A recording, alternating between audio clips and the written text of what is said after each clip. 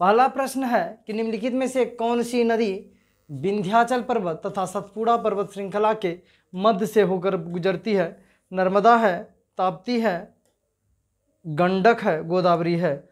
तो आपको बताना है नाम और कमेंट करते रहिएगा, सब लोग कमेंट करते रहिएगा और वीडियो को लाइक भी कीजिएगा।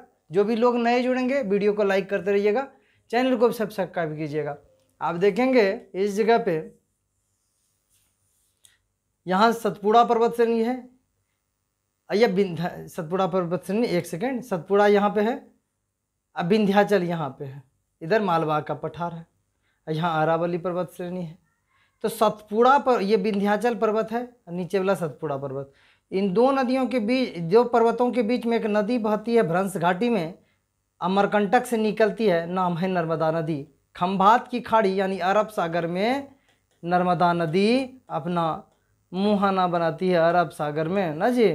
तो अरब सागर में खंभात की खाड़ी वाला एरिया में। तो क्या हो जाएगा उत्तर आपका पहला का ए। सब लोग कमेंट कर रहे हैं, कमेंट करते रहिएगा। देखते हैं नेक्स्ट प्रश्न क्या कहता है 2 नंबर कि निम्नलिखित में से कौन सी नदी अरब सागर में गुजरती है? मतलब अरब सागर में गुजरने वाली कौन सी नदी है? ऑप्शन है आपका गोदावरी, महानदी, माही, कृष्णा। तो आइए देखते हैं इसको, मानचित्र से ही सब कुछ समझेंगे हम लोग टोटल चीज़ मानचित्र से समझने का प्रयास करेंगे। गोदावरी नदी सर नासिक के पास से निकलती है, अब बंगाल की खाड़ी में अपना जल गिराती है। तो ये तो नहीं होगा, यहाँ पूछ रहा अरब सागर में कौन सी नदी गिरती है। दूसरा है महानदी, महानदी अमरकंटक के नज़दीक से छत्तीसगढ़ के पास से निकलती है और उड़ीसा में अपना जल गिराती है, तो मतलब बंगाल की खाड़ी में जल गिराती है।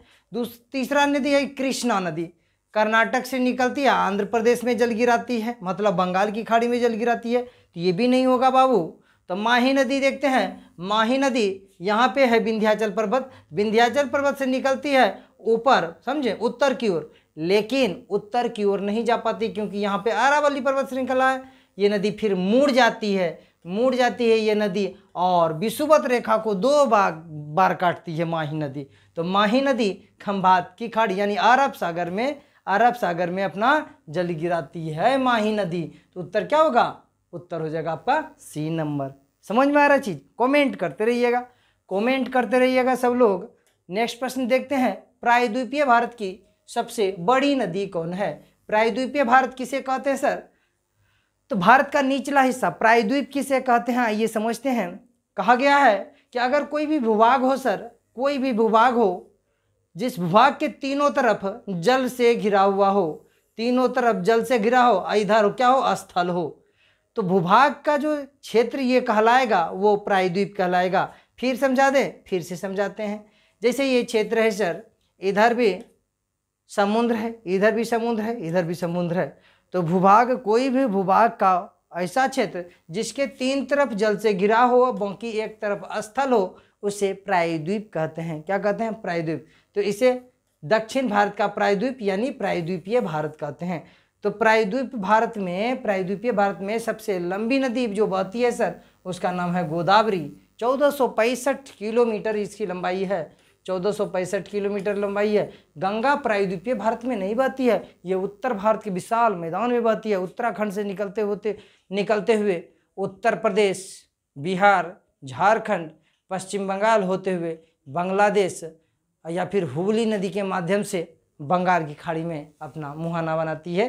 तो नर्मदा नदी का स्थिति कुछ और है, अमरकंटक से निकल के खंभात की खाड़ी में जल गिराती है।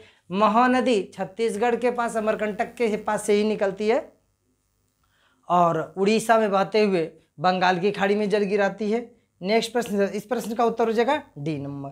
नेक्स्ट प्रश्न है बाबू, शारदा नदी का उद्गम स्थल है। ये जो शारदा नदी है सर, इसका उद्गम स्थल कहाँ पे है? सियाचिन हिमनद, गोमुख हिमनद, यमुनोत्री हिमनद, मिलान हिमनद।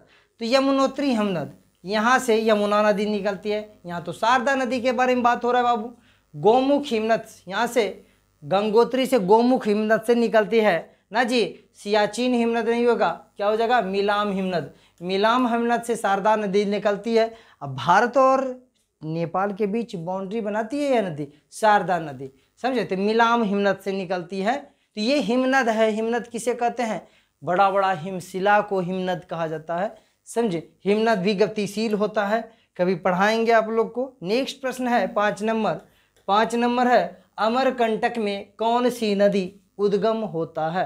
अमरकंटक में कौन सी नदी का उद्गम होता है? आपका दामोदर है, महानदी है, नर्मदा है, ताप्ती है। कौन सी नदी का उद्गम स्थल सर? अमरकंटक है। ऑप्शन कमेंट बॉक्स में कमेंट करते रहिएगा, वीडियो को भी लाइक करते रहिएगा आप लोग जो भी लाइव सेशन में जुड़े हुए हैं अभी। दामोदर नदी सर, ये दामोदर नदी छोटा नागपुर पठार, छोटा नागपुर पठार कहाँ पे सर? अगर भारत के मानचित्र में समझने का प्रयास करते हैं इसको, छोटा नागपुर पठार यहाँ पे है सर, झारखंड में। यहीं से निकलती है दामोदर नदी। दामोदर नदी छोटा नागपुर पठार पे निकलती है। ये तो नहीं होगा क्योंकि अमरकंटक पूछ रहा है। महानदी, महानदी अमरकंटक के पास से निकलती है, अमरकंटक से नहीं निकलती है, अमरकंटक के पास से महानदी निकलती है और बंगाल की खाड़ी में उड़ीसा में जल गिराती है। ताप्ती नदी सतपुड़ा से निकलती है, सतपुड़ा पर्वत से मध्य प्रदेश से निकलती है। कौन सी नदी? ताप्ती नदी। तो ये भी नहीं होगा ऑप्शन। नर्मदा नदी सर, ये नदी अमरकंटक से निकलती है, अमरकंटक से निकलती है नर्मदा नदी और खंबात की खाड़ी में आपका जल गिराती है। ज्वार नदमुख बनाती है ये नदी। अरब सागर में जो प्रायद्वीपीय भारत खंड से जो भी नदी अरब सागर में गिरती है तो यह नदी ज्वार नदमुख बनाती है। माही नदी कर्क रेखा को 2 बार में काटती है, माही नदी कर्क रेखा को 2 बार में काटती है। कांगो नदी विषुवत रेखा को 2 बार में काटती है और लिम्पोपो नदी मकर रेखा को 2 बार में काटती है। तो ये सब चीज़ यहाँ पे होना चाहिए आपको, समझे? तो यह क्या हो जाएगा? अमरकंटक से निकलती है नर्मदा नदी। आगे बढ़ें, आगे बढ़ते हैं। 6 नंबर देखते हैं। निम्नलिखित में से किस नदी का उद्गम स्थल भारत में नहीं है? भारत में इनमें से कौन सा नदी का उद्गम स्थल नहीं है? आपका ऑप्शन है ब्यास, चिनाब, रावी, सतलज। तो भारत में नहीं है। ब्यास का तो सर भारत में ही है, चिनाब का भी भारत में है, रावी का ही भारत में है। सतलज का जो उद्गम स्थल है सर ये तिब्बत के पठार पर यानी तिब्बत में है, तिब्बत के पठार पर यानी तिब्बत में है। तिब्बत पे अभी अधिकार चीन का है। तो सतलज नदी तिब्बत के पठार से राक्षस ताल से यानी राकस ताल से निकलती है, समझे? तो छो का क्या हो जाएगा? डी नंबर होगा। ब्यास नदी ब्यास कुंड से निकलती है। आगे बढ़ें, 7वां नंबर देखते हैं। 7वां नंबर थोड़ा सा लंबा है लेकिन आसान है। प्रश्न को देखिए ध्यान से समझिएगा कि निम्नलिखित में से किस एक स्थान से भारत की 2 महत्वपूर्ण नदियों का उद्गम होता है? एक ही स्थान से भारत की 2 महत्वपूर्ण नदियों का उद्गम होता है, जिनमें से एक उत्तर की तरफ प्रवाहित होकर बंगाल की खाड़ी की तरफ प्रवाहित होने वाली दूसरी महत्वपूर्ण नदी में मिलती है और दूसरे अरब सागर की तरफ प्रवाहित होती है। बताइए कौन सी जगह से निकलती है? अमरकंटक, बद्रीनाथ, महाबलेश्वर या नासिक? बताइए। चीज़ें बहुत आसान है, बहुत आसान है प्रश्न। आप लोग को समझ में आया तो जवाब देने का प्रयास कीजिएगा। आइए देखते हैं क्या कहता है। निम्नलिखित में से एक स्थान से, कौन सा स्थान है वो, भारत की 2 महत्वपूर्ण नदियों का उद्गम होता है? तो आपके दिमाग में यही होना चाहिए कि कौन सा नदी है जो महत्वपूर्ण नदी है कि उद्गम स्थल एक है भाई। गोदावरी सोचते हैं तो उसका उद्गम स्थल तो गोदावरी नदी का जो उद्गम स्थल से नासिक में, महाराष्ट्र में, तो वहाँ से तो एक नदी निकलती है। यहाँ पे पूछ रहा है, बोल रहा है 2 महत्वपूर्ण नदी, तो आपके दिमाग में अमरकंटक आना चाहिए था। अमरकंटक से 2 महत्वपूर्ण नदी निकलती है जिसमें से एक उत्तर की ओर तरफ बढ़ती है, उत्तर की तरफ बढ़ती है, बहकर बंगाल की तरफ प्रवाहित होने में दूसरी महत्वपूर्ण नदी में मिलती है। मतलब बंगाल की खाड़ी वाला अफवाह तंत्र में मिल जाती है, पटना में जाके गंगा में मिल जाती है, और दूसरी अरब सागर की तरफ बढ़ती है, नर्मदा नदी अरब सागर की ओर बढ़ती है और बंगाल की खाड़ी में जल गिराती है। वो स्थल है अमरकंटक। कौन है सर स्थल? अमरकंटक। 7 का कौन सा हो जाएगा उत्तर? ए नंबर हो जाएगा। नेक्स्ट प्रश्न है, निम्न में से कौन सी नदी यमुना नदी में नहीं मिलती है? यमुना नदी में कौन सी नदी नहीं मिलती है? आपका ऑप्शन है केन, बेतवा, सोन, चंबल। तो बताइए, इस प्रश्न का उत्तर दीजिए। काफ़ी आसान है। केन नदी यमुना की सहायक नदी है। केन नदी प्रायद्वीपीय भारत खंड के मालवा पठार से निकलती है, यमुना की सहायक नदी है। बेतवा यमुना की सहायक नदी है। चंबल यमुना की सहायक नदी है और यमुना नदी जाके गंगा में मिलती है। अंततः गंगा के ही सभी सहायक नदी है। और ये सोन नदी यमुना में नहीं मिलती है बाबू, ये डायरेक्ट गंगा में मिलती है पटना के पास, समझे? इसलिए तो सोनपुर का मेला लगता है। सोन पाटभूमि है वो, समझे। तो 8 का क्या हो जाएगा, सी नंबर हो जाएगा, 8 का सी हो जाएगा। नेक्स्ट है, हाल ही में केंद्र सरकार ने जिसे राष्ट्रीय नदी का दर्जा देने की घोषणा की है वह कौन सी है। गंगा, गोदावरी, कृष्णा, नर्मदा। तो आपको पता है गंगा के बारे में, गंगा के बारे में, तो राष्ट्रीय नदी गंगा, सीधा सीधा उत्तर मार दीजिए। नंबर का ए नंबर, इसमें कुछ नहीं था। 10 नंबर देखते हैं। निम्न नदियों में से किसका सर्वाधिक बड़ा जलग्रहण क्षेत्र है। सबसे बड़ा जलग्रहण क्षेत्र किसका है, नर्मदा का, महानदी का, गोदावरी का, कृष्णा है। जलग्रहण क्षेत्र किसे कहते हैं, जलग्रहण क्षेत्र बोले या फिर अपवाह क्षेत्र बोले, दोनों का मतलब एक है। जैसे मुख्य नदी है, कोई मुख्य नदी है, इस नदी में कहीं से पानी आती है दूसरी नदी से, सहायक नदी है सर, फिर उसकी सहायक नदी है, फिर उसकी कोई सहायक नदी है, ऐसे सैकड़ों नदियाँ मुख्य नदी में मिलती है। तो ये संपूर्ण क्षेत्र मुख्य नदी का जलग्रहण क्षेत्र कहलाता है या फिर अपवाह क्षेत्र कहलाता है। तो ये मुख्य नदी का अपवाह क्षेत्र कहलाएगा, समझे। तो नर्मदा का अपवाह क्षेत्र, सर ये तो दोनों पर्वत के बीच में है, तो यही अपवाह क्षेत्र है, इस तो होबे नहीं करेगा कोनो कंडीशन में। महानदी का अपवाह क्षेत्र है बड़ा, लेकिन ऑप्शन तो देखिए गोदावरी सर, गोदावरी का अपवाह क्षेत्र दक्षिण भारत में सबसे बड़ा है। दक्षिण भारत में मतलब प्रायद्वीपीय भारत खंड के सभी नदियों में से गोदावरी का अपवाह क्षेत्र सबसे बड़ा है और गोदावरी की लंबाई भी सबसे अधिक है, 1465 किलोमीटर। कृष्णा का ऑब्वियसली कृष्णा गोदावरी से छोटा है। तो ये अपवाह क्षेत्र बड़ा है गोदावरी का, एकदम विशाल अपवाह क्षेत्र, वृक्षाकार अपवाह बनाती है ये कौन सी नदी, गोदावरी नदी।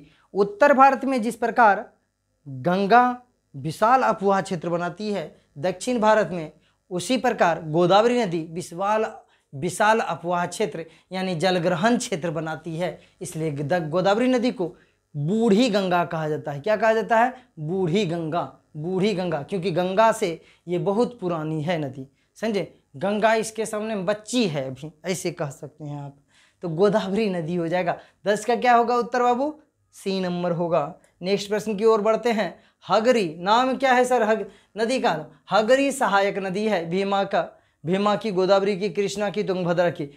हगरी नदी किसकी सहायक नदी है, एकदम क्लियर दिख रहा है। ऑप्शन देखिए, भीमा का नहीं सर, भीमा गोदावरी डिग ना भीमा होगा ना कृष्णा ना गोदावरी होगा, क्या हो जाएगा, तुंगभद्रा हो जाएगा। तुंगा प्लस भद्रा मिलके तुंगभद्रा बनती है, उसी में आके हगरी मिलती है। तो हगरी सहायक है किसका, तुंगभद्रा नदी का सहायक है। तुंगभद्रा नदी की सहायक नदी हगरी नदी है। आगे बढ़ते हैं। 12 नंबर देखें, क्या है, कोपली जिसकी सहायक नदी है वो है। कोपली किसकी सहायक नदी है, एकदम स्पष्ट रूप से दिख रहा है, स्पष्ट रूप से दिख रहा है। गंडक, कोसी, गंगा ये सब तो एकदम नहीं होगा सर। कोपली ये ब्रह्मपुत्र नदी की सहायक नदी है, पूर्वोत्तर राज्यों में बहती है, और ब्रह्मपुत्र नदी की सहायक नदी है आपका कोपली। तो आए दिनों में ये प्रश्न पूछा जा रहा है, ये मत सोचिए कि ये सब प्रश्न पूछेगा सर। एक बच्चा हमको आज फ़ोन करके बोला था कि सर बहुत हाई लेवल पे आपका नोट्स है, बहुत हाई लेवल पे पढ़ा देते हैं, हम तो बिहार पुलिस के लिए ही कर रहे हैं, ऐसे बोल रहा था। तो हम हाँ, और वो अपने मुंह से नहीं बोल रहा था, उसको कोई बड़ा भाई समझाया, मतलब सीनियर समझाया। सीनियर भाई अभी तक सीनियर क्यों है आप सोचे, सीनियर क्यों है, सीनियर कहीं और क्यों नहीं है, अभी भी पढ़ ही रहा है। क्यों, क्योंकि उसको पता नहीं है सिलेबस कैसे कंप्लीट किया जाता है और क्या पढ़ा जाता है क्या छोड़ा जाता है। एकदम उसको लगता है कि यार ये तो टिपिकल है, इसको छोड़ दो, ऐसा नहीं, सब कुछ ठीक करना पड़ता है। और आपको बता देना 70 नंबर से बाद 60 ही नंबर से 60 क्वेश्चन आसान पूछता है, और 60 के बाद जो 40 प्रश्न बचता है ना कोई भी एग्जाम का, ये 40 क्वेश्चन का लेवल होता है। इसी 40 में से जो 10-5 बना देता है उसका रिजल्ट होता है। हम यहाँ पे काम करवा रहे हैं आपको, लेकिन आप गधे की तरह यहाँ पे पड़े हुए हैं। ये सबका सही होता है बाबू, सबका सही होता है। 5 लाख 6 लाख बच्चा अगर फॉर्म भरता है ना, 5000 सीट में 5-7 लाख 8 लाख फॉर्म गिरता है बिहार में, समझे। तो लगभग हम कहते हैं ना, उस 5 लाख में 10,000 के पास यहाँ का उत्तर होता है, ये तो उसका सही होता ही है, यहाँ का उत्तर पता होता है और उसका रिजल्ट होता है, समझे। तो इसलिए इसको देखिए ना कि इसको देखिए, ये तो आपका भी सही होगा। जिसका नॉर्मल बुक भी जो पढ़ा है, आप समझ रहे हैं किस बुक के बारे में बात कर रहे हैं, वो बुक अगर जिस वो बुक पे जिसका पकड़ है तो उसका 60 प्रश्न तो अपना है, और वो सब उस बुक पे पकड़ सभी बच्चे का रहता है। तो यहाँ पे कीजिए ना, वो पकड़ 40 पे दिमाग लगाइए, इसमें से 5-7 भी बन गया ना, 5-7 भी बन गया ना, आपका कल्याण है, एकदम गारंटी देते हैं। तो इसलिए दिमाग से निकाल दीजिए। जो लोग बोल रहा है सीनियर लोग, सीनियर से पूछिए आप कितना एग्जाम निकाले भैया, थोड़ा बताइए, सिलेबस देख के बताइए, मतलब ऑथेंटिक डाटा है ही नहीं, झूठे बोल रहा है। 13 नंबर प्रश्न को देखते हैं, क्या है? खारी नदी जिस अपवाह तंत्र का अंग है वह है। खारी नदी किसका अपवाह तंत्र है? बताइए, बताइए सब लोग, कमेंट करते रहिएगा, कमेंट करते रहिएगा। खारी नदी किस नदी के अपवाह तंत्र का उदाहरण है? अरब सागर। ये नहीं सर, अरब सागर में क्यों जाएगी खारी नदी भाई? आंतरिक अपवाह नहीं, बंगाल की खाड़ी अपवाह तंत्र का उदाहरण है खारी नदी। आपका खारी नदी किसका अपवाह तंत्र का उदाहरण है? बंगाल की खाड़ी। अंततः ये खारी नदी बंगाल की खाड़ी में अपना जल गिराती है, समझे? खारी नदी खुद नहीं जाती है, खारी नदी अन्य सहायक नदियों में मिलते हुए पहुंचती है। तो बंगाल की खाड़ी अपवाह तंत्र का उदाहरण हो जाएगा। 14 नंबर है, सतलज नदी का उद्गम है। सतलज नदी का उद्गम स्थल कहाँ है? भारत में, चीन में, पाकिस्तान में, या फिर इनमें से कोई भी नहीं? इस प्रश्न में कंफ्यूजन है। सतलज नदी का उद्गम स्थल है सर तिब्बत के पठार पर। कहाँ पे है? तिब्बत के पठार पर। लेकिन तिब्बत का पठार, तिब्बत एक अलग राज्य हुआ करता था, लेकिन चीन अभी उस पर अधिकार कर लिया है। लेकिन भारत नहीं मानता है कि तिब्बत चीन का हिस्सा है, समझे? लेकिन फिर भी चीन का हिस्सा है। तो इस प्रश्न का उत्तर वास्तविक रूप से डी होना चाहिए, और किताब भी डी ही दिया था। लेकिन सतलज नदी तिब्बत के पठार से चीन वाला हिस्सा से निकलती है, तो चीन ऑप्शन मार दीजिएगा तो फंस जाइएगा, चीन मत मारिएगा, इनमें से कोई भी नहीं, यही मारिएगा, और यही उत्तर भी सही है। तिब्बत के पठार से निकलती है, जो चीन के पास अधिग्रहण में है अभी वो क्षेत्र। तो सतलज नदी, ब्रह्मपुत्र नदी और सिंधु नदी, ये तीनों नदी लगभग एक ही जगह से निकलती है, समझे? आगे बढ़ें, 15 नंबर देखते हैं क्वेश्चन। 15 नंबर क्या कहता है? निम्नलिखित में से कौन सा कथन सही नहीं है, सत्य नहीं है? कौन सा कथन भाई? महानदी का उद्गम छत्तीसगढ़ में है, महानदी का उद्गम छत्तीसगढ़ में है, गोदावरी का उद्गम महाराष्ट्र में है, कावेरी का उद्गम आंध्र प्रदेश में है, ताप्ती का उद्गम मध्य प्रदेश में है। बताइए कौन सही नहीं है? ऑप्शन देखिए, उत्तर दीजिए, कमेंट करते रहिएगा। जो लोग नए जुड़ रहे हैं चैनल को सब्सक्राइब और वीडियो को लाइक करते रहिएगा। तो महानदी का उद्गम छत्तीसगढ़ में है, एकदम बात सही है सर। अमरकंटक से निकलती है महानदी, अमरकंटक के पास से निकलती है, अमरकंटक के पास से, अमरकंटक से नहीं, अमरकंटक के पास से निकलती है, छत्तीसगढ़ में बहते बहते उड़ीसा आती है और बंगाल की खाड़ी में जल गिराती है। तो महानदी का तो उद्गम छत्तीसगढ़ में है, ये सही हो गया सर। गोदावरी का उद्गम महाराष्ट्र में है, हाँ भाई, गोदावरी नदी का उद्गम स्थल नासिक जिला में महाराष्ट्र में है, समझे? तो नासिक जिला में महाराष्ट्र में है। त्र्यंबकम गांव का नाम है, त्र्यंबक, किसी किताब में त्र्यंबकम रहेगा, किसी किताब में त्र्यंबक रहेगा। तो उसी गांव से गोदावरी नदी का उद्गम गोदावरी नदी निकलती है। कावेरी का उद्गम आंध्र प्रदेश में है बाबू। कावेरी नदी का उद्गम स्थल देख लेते हैं, आइए। कावेरी नदी कर्नाटक से निकलती है और तमिलनाडु में जल गिराती है। तो यहाँ पे पूछ रहा है आंध्र प्रदेश में है, नहीं भाई, आंध्र प्रदेश तो आपका इधर हो गया।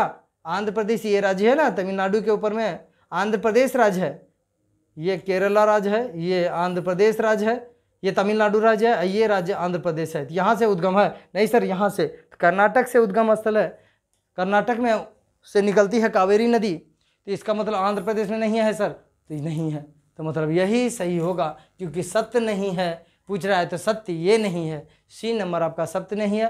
ताप्ती नदी का उद्गम मध्य प्रदेश में, हाँ बाबू, ताप्ती नदी का उद्गम स्थल मध्य प्रदेश में ही है। मध्य प्रदेश में ताप्ती नदी सतपुड़ा पर्वत से निकलती है, सतपुड़ा से निकलती है ताप्ती नदी, और सूरत में अपना मुहाना बनाती है खंभात की खाड़ी वाला एरिया में, अरब सागर में। तो 8-15 का क्या हो जाएगा उत्तर? सी नंबर हो जाएगा। समझ में आ रहा है चीजें?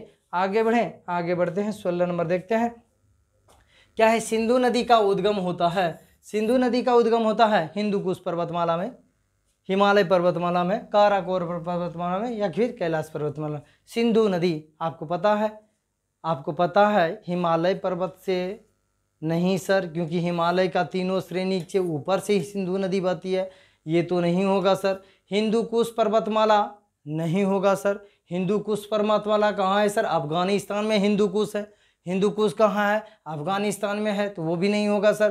काराकोरम पर्वतमाला से सर, काराकोरम लद्दाख जास्कर पीर पंजाल, काराकोरम और लद्दाख के बीच से सिंधु नदी बहती है ना जी, लद्दाख और जास्कर से नहीं, काराकोरम लद्दाख से, तो इससे भी बहती है, तो इससे भी नहीं निकलती है सर। कैलाश पर्वत से, हाँ बाबू, कैलाश पर्वत के पास से ही एक मानसरोवर झील है, कैलाश पर्वत के पास, वहीं से निकलती है सिंधु नदी। सिंधु नदी और 3 देशों में बहते हुए चीन यानी तिब्बत के पठार, तिब्बत से, भारत से, फिर पाकिस्तान होते हुए अरब सागर में अपना मुहाना बनाती है। ये सिंधु नदी डेल्टा बनाएगी, सिंधु नदी डेल्टा बनाएगी। ये मत बोलिएगा कि भारत से जो भी नदी अरब सागर में गिरती है तो डेल्टा बनती है, नहीं।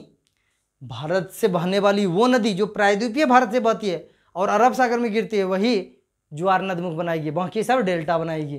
तो ये डेल्टा बनाती है, कैलाश पर्वत से निकलती है।